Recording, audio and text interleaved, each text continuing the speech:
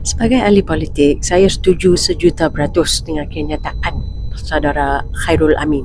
Ni, kami ahli politik ni wajib dilayan sama macam lah orang biasa. Bahkan sebagai ahli politik kami lah kena tegakkan undang-undang dan pastikan semua urusan rakyat dipermudahkan. Ni bukan nak ambil kesempatan atas status kami.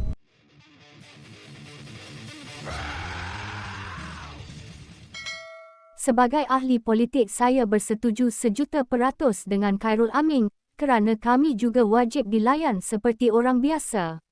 Itulah kenyataan yang diluahkan YB Sherlina apabila ahli Parlimen Bukit Bendera tersebut mengulas mengenai kenyataan Khairul Amin berkenaan ahli politik tidak dibenarkan makan secara walk-in di restoran Rembayung. Orang politik nak walk in boleh ke? Tak boleh.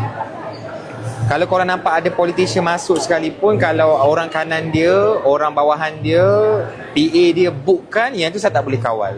Yang tu saya tak boleh kawal sebab itu hak dia untuk datang dengan ada reservation. Tapi kalau nak walk in, saya takkan bagi.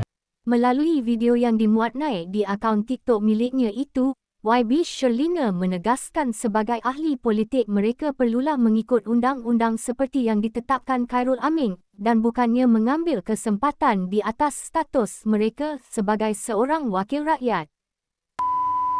Sebagai ahli politik, saya setuju sejuta% dengan kenyataan saudara Khairul Amin.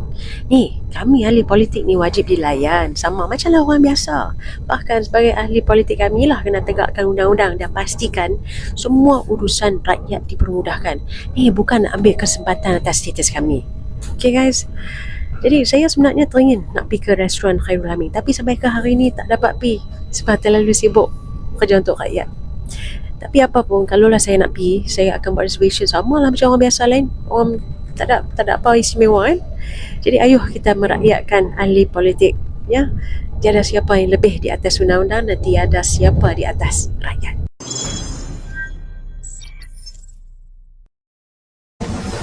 Subscribe with notifications on.